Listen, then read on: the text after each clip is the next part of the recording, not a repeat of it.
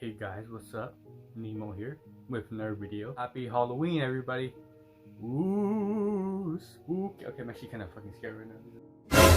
But today I'll be reading you urban legends from Asian countries or from Asia. Don't be an idiot. Don't try that at home. Honestly, leave in the comments below. Do you think Asian urban legends are scarier than like any other urban legends out there? Probably it could compete with Spanish urban legends that are scary as hell. But I'll be reading you some urban legends from Asian countries. Let's go. The first one is the Red Room Curse.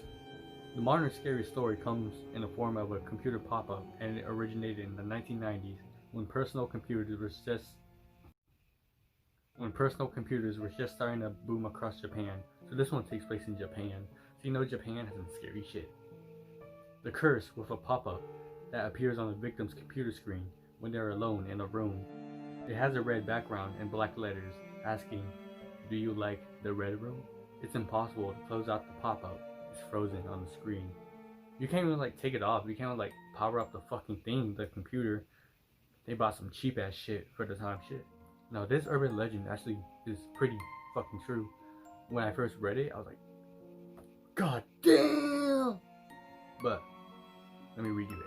The Red Room Curse became popular in the dark corners of the internet after a 12-year-old girl in Sasebo, Nagasaki was murdered by her classmate. Murder, who remained unnamed due to being 11 years old at the time, was found to have a link to the Red Room bookmark. I remember the story I was told, she took the girl into another classroom, like an empty classroom, right? And she like slit her wrist and her throat. I'm not sure. She was like, and she came back to the class like all bloody. That's fucking creepy shit. So that is based on a true story from Japan. The next urban legend comes from Korea. The slit mouth woman. Now I think you heard this one before. This one spooked me out. Let me read it to you. Described as a malicious spirit, a woman covers her face with a mask or another item and carries some sort of sharp object. I'm describing it as a knife. According to the popular legend, she asks potential victims if they think she's attractive. If they say no, she will kill them with her weapon. If they say yes, she reveals herself and reveals slit like this to the ear, and she will pull out her rusted blade and make yours just like hers. Ooh, fuck, I'm getting chills. I'm getting fucking chills. So basically, I think the backstory around it is it was a pretty woman who was in an abusive relationship. Oh, this is what I heard, alright. So sorry if I get this shit wrong. She was in an abusive relationship, and the husband slit her mouth of a smile. Even in Korea, when the story originated, parents didn't want their children to walk alone because she targeted mostly children. So yeah, that is the slit mouth woman from Korea. I'm a fucking idiot. It said Japan. I said Korea. I'm a fucking idiot. I'm done.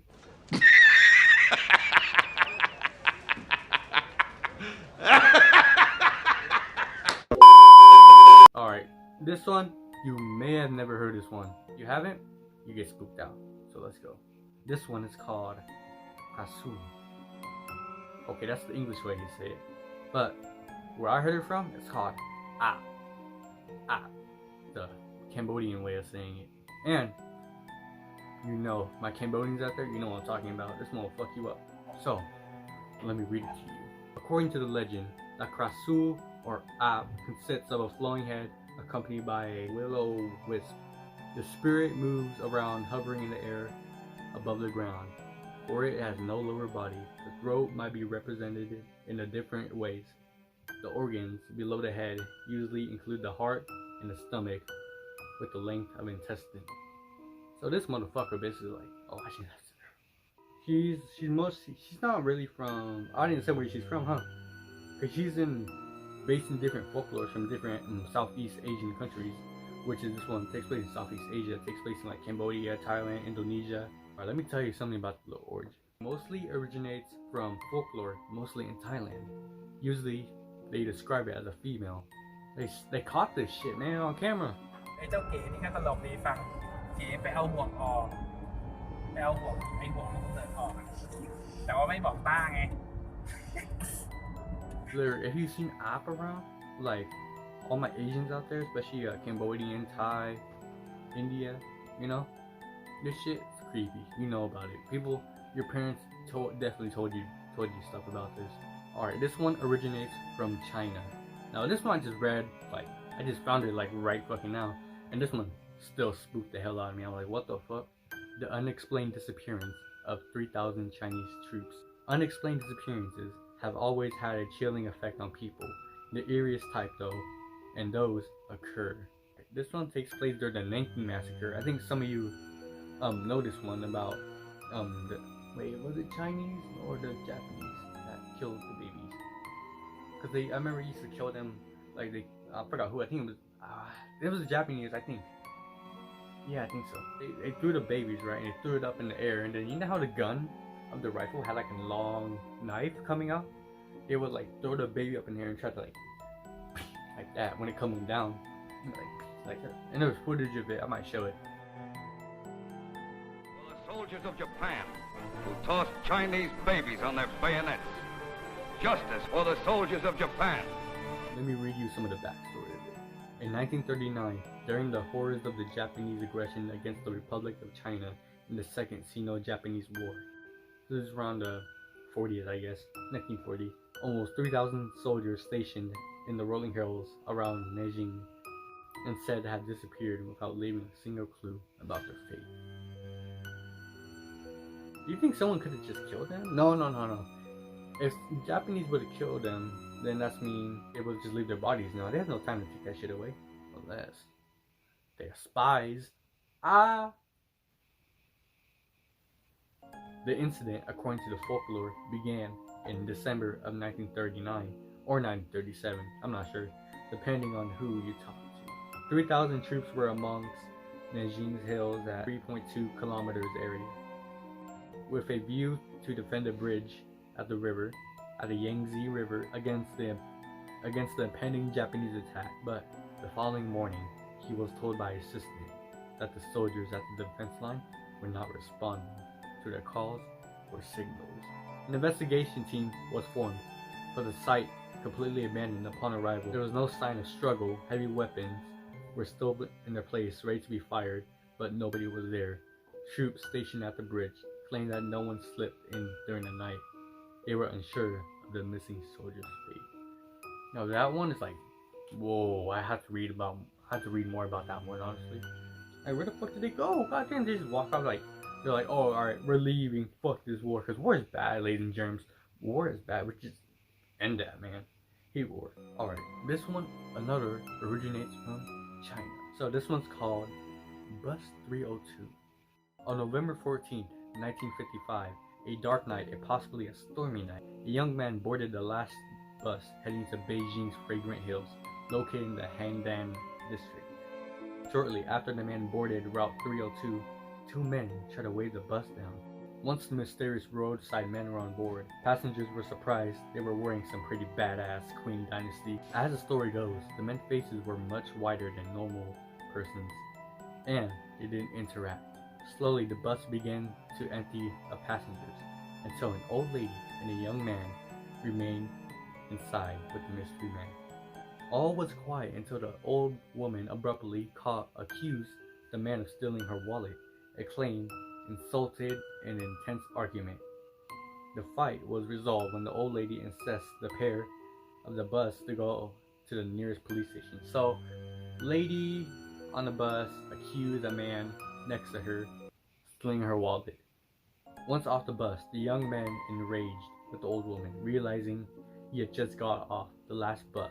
There was no police station in sight. Fortunately for the young man, the elderly woman picked up on something he had missed. The three road men did not have any legs, and the fault might have been ghosts.